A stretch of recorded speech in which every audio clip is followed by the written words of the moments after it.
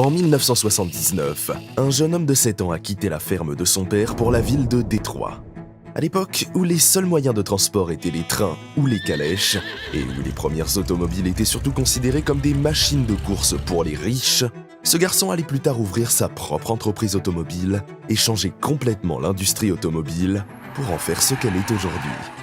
35 ans plus tard, après son arrivée à Détroit, la moitié des voitures sur Terre porteront son nom et ce garçon, Henry Ford, deviendra l'un des hommes les plus riches de l'histoire des États-Unis. Voici cette histoire.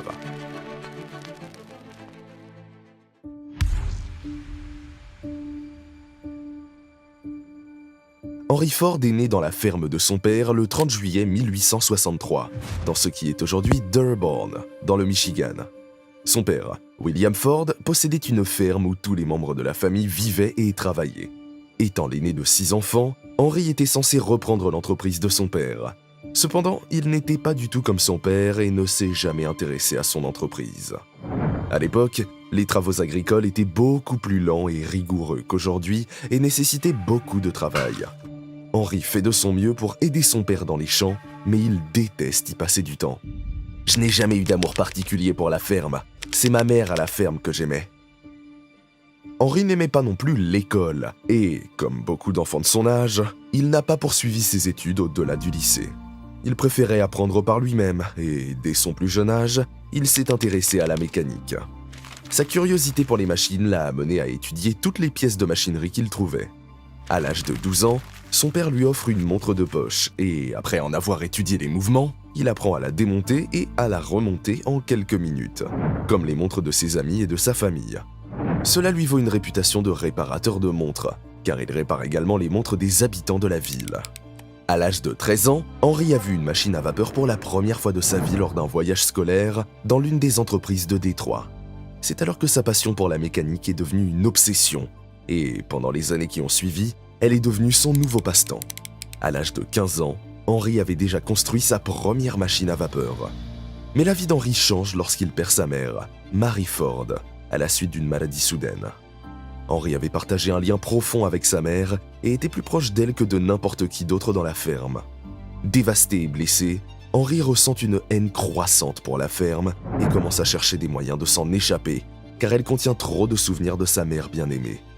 À l'âge de 16 ans, et contre la volonté de son père, Henry fait ses valises et quitte la ville à la recherche d'une nouvelle direction pour sa vie.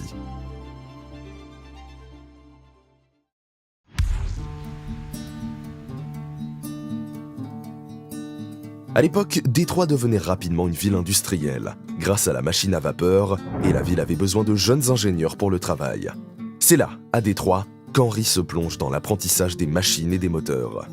Il trouve un emploi de mécanicien dans la rue, dans un atelier automobile connu sous le nom de Michigan Car Company Works. Malheureusement, Henry est licencié 6 jours seulement après avoir commencé.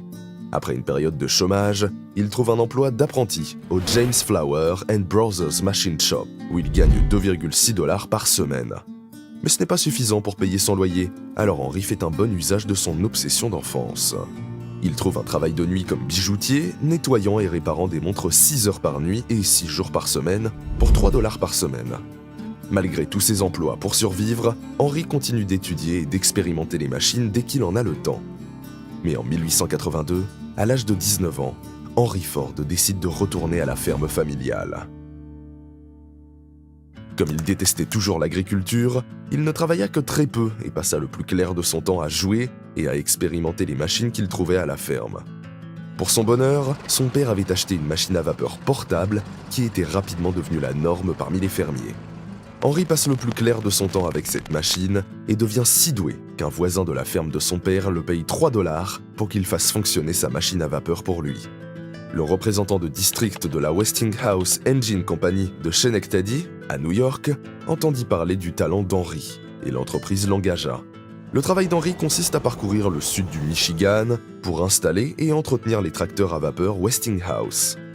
En 1885, Henry rencontre Clara Jane Bryant lors d'une soirée de réveillon et ils se marient l'année suivante. En cadeau de mariage, le père d'Henry offre à son fils 40 acres de terre, mais au lieu d'en faire une ferme, Henry a déjà d'autres idées.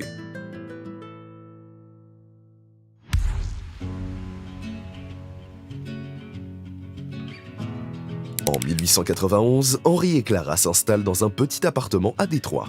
À cette époque, Henry tombe sur un magazine britannique et apprend l'existence du moteur à essence.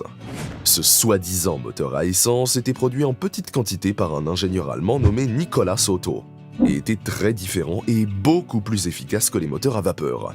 D'une part, il n'avait pas besoin de 30 minutes pour démarrer car le moteur effectuait toute la combustion dont il avait besoin en interne.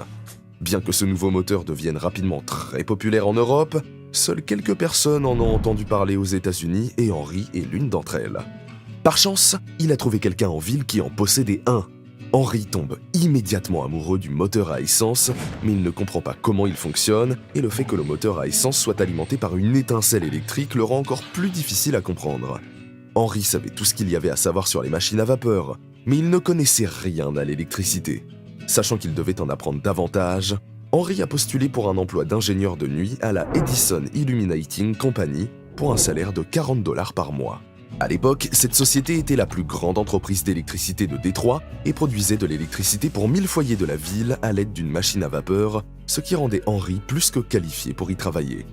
Son travail consistait principalement à réparer le moteur en cas de panne ou de problème, mais tant qu'il fonctionnait bien, il n'avait pas grand-chose d'autre à faire.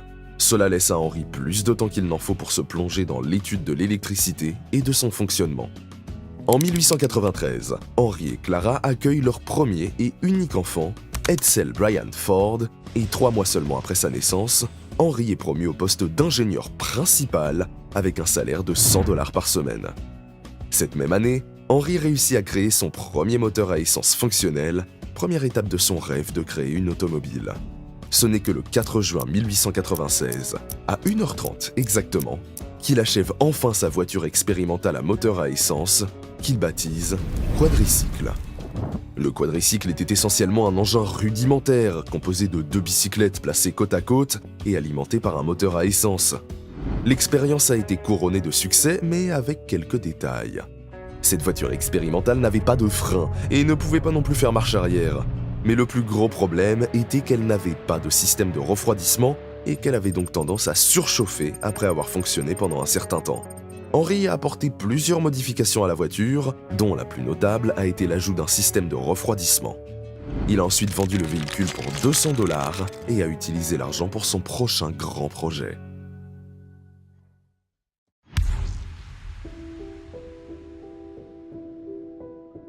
Avec l'aide du maire de Détroit, Henry commence à construire sa deuxième automobile expérimentale et l'achève en 1899. Cette nouvelle voiture est plus lourde, plus grande et plus résistante que la précédente. Un matin, Henry emmène un riche marchand de bois, William Murphy, faire un essai avec son nouveau véhicule. À la fin de l'essai, William souhaite participer à l'entreprise commerciale d'Henry. Peu après, il se serre la main. Et le 5 août 1899, la Detroit Automobile Company voit le jour.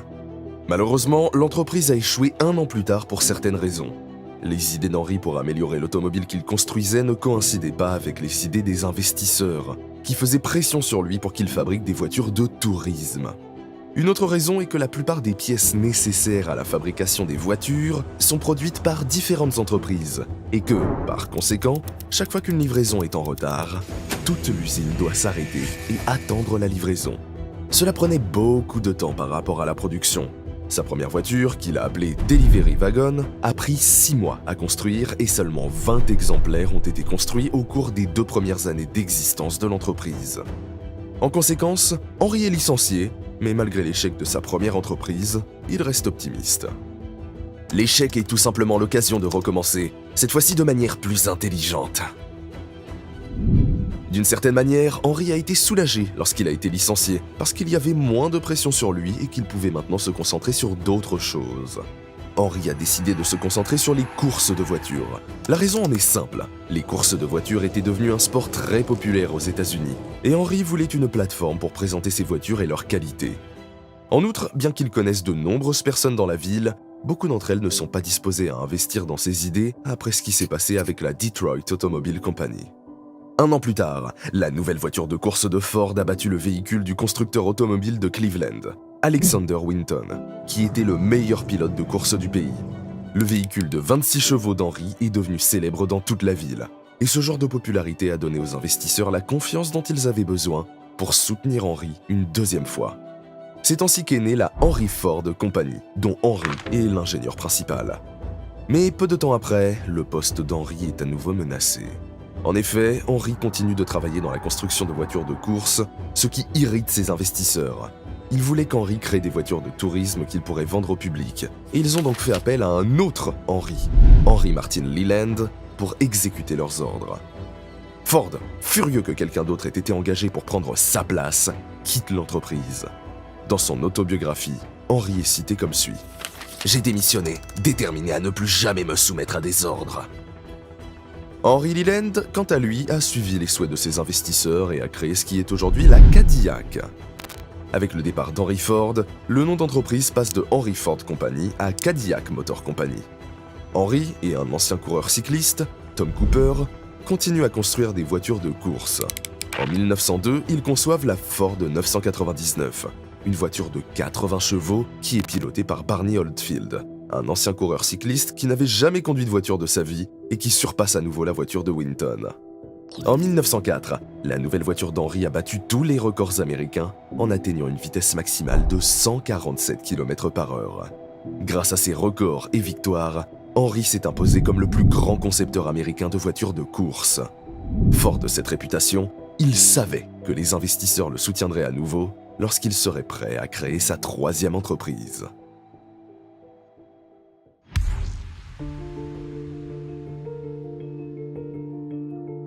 Avec le soutien et l'appui financier de 11 investisseurs, en particulier un négociant en charbon de Détroit, Alexander Young Malcolmson, la troisième société d'Henry voit le jour. La société s'appelle d'abord Ford & Malcolmson Ltd, puis devient la Ford Motor Company en 1902. Après avoir échoué dans ses deux premières tentatives, il était déterminé à ne pas échouer à nouveau.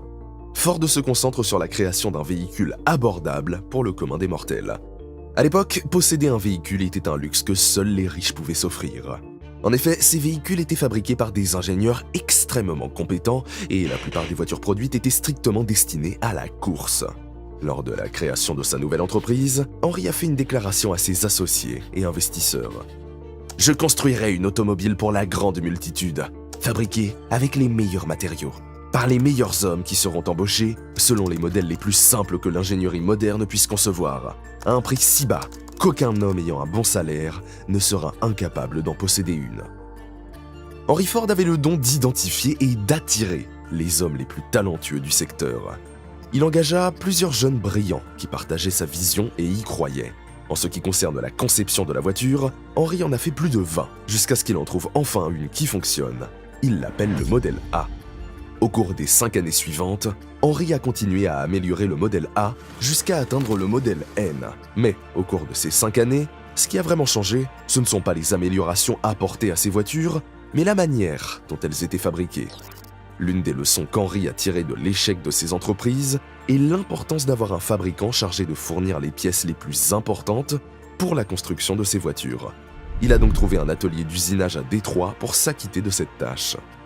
Un jour, lors d'un voyage à Chicago, Henry a observé le concept de la chaîne de montage dans un abattoir, et c'est alors qu'une idée brillante lui est venue à l'esprit. Si l'on pouvait appliquer le même principe à la construction des voitures, il serait possible de fabriquer plus de voitures en une journée. À l'époque, Ford et de nombreux autres constructeurs automobiles assemblaient une voiture à la fois et la production était lente. En 1904, Henry a donc réuni plus d'argent et a construit sa propre usine. Il emploie plus de 300 ouvriers et commence à expérimenter la chaîne de montage dans sa nouvelle usine. Ce n'est qu'en 1906 que la production du modèle N utilise pour la première fois la chaîne de montage, mais même à ce moment-là, la chaîne de montage n'est pas encore au point. Cependant, il multiplie par 5 le niveau de production et son nouveau modèle devient la voiture la plus vendue aux États-Unis. Mais Henry visait encore plus haut. Henry a créé sa propre entreprise de fabrication en 1905 pour commencer à fabriquer ses propres moteurs, transmissions et tout ce qui était nécessaire à la production de ses automobiles. À cette époque, Henry a également découvert l'acier au vanadium, et c'est cette découverte qui a réellement ouvert une nouvelle ère pour l'industrie automobile. L'acier au vanadium est 3 fois plus résistant que l'acier précédent et beaucoup plus léger. Henry utilise ce nouvel acier pour son nouveau modèle, qui deviendra plus tard l'une des voitures les plus populaires de l'histoire, le modèle T. Une entreprise qui se consacre entièrement au service n'aura qu'un seul souci à se faire en ce qui concerne les bénéfices. Ils seront d'une ampleur embarrassante. Henry Ford rêvait de fabriquer des voitures pour le commun des mortels et pour un usage quotidien, et le Model T était la réponse à ce rêve. Lors de sa sortie, le Model T était vendu 850 $, soit environ 21 000 $ en monnaie d'aujourd'hui. Et grâce à son prix abordable, elle est rapidement devenue la voiture dont on parlait le plus aux États-Unis.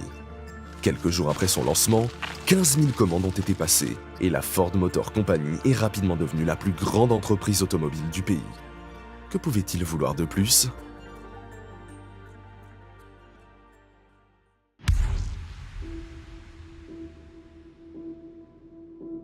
Henry se rend compte qu'il a besoin d'une usine plus grande pour produire plus de 100 modèles T par jour.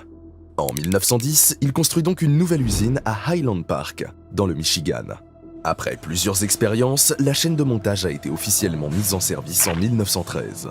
Elle permet d'amener le travail aux ouvriers au lieu que ceux-ci se déplacent à l'intérieur et autour du véhicule.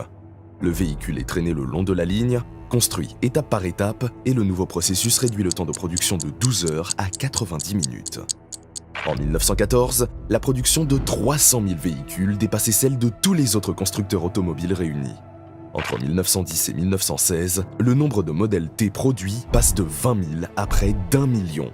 Cependant, Henry a un autre projet qui lui permettra de se démarquer sur le marché de l'automobile. Chaque année, la quantité de production du modèle T augmente, ce qui permet de réduire le prix de la voiture. En fait, en 1916, le prix du modèle T, initialement vendu 850 $, est désormais inférieur à 400 $. En 1918, la moitié des voitures américaines étaient des modèles T. Mais ce n'est pas la seule stratégie brillante adoptée par Henry. Bien qu'Henry ait ouvert la voie à l'ère de l'automobile en Amérique avec la chaîne de montage, bon nombre de ses travailleurs n'étaient pas satisfaits de cette innovation.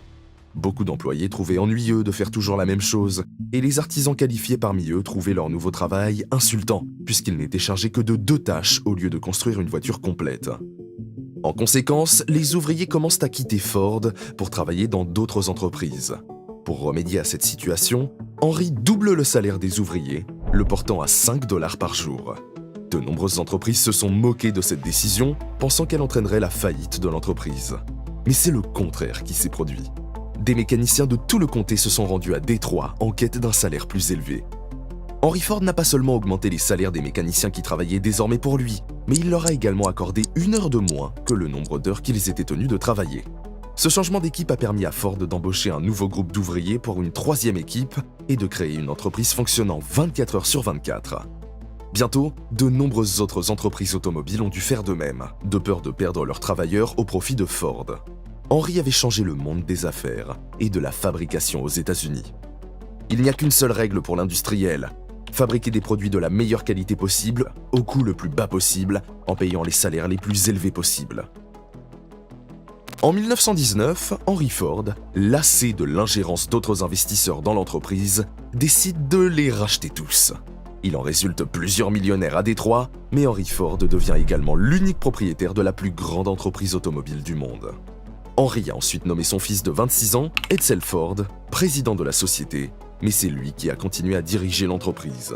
Cependant, le pouvoir absolu sur l'entreprise a un prix que l'homme le plus riche et le plus prospère d'Amérique ne peut ignorer.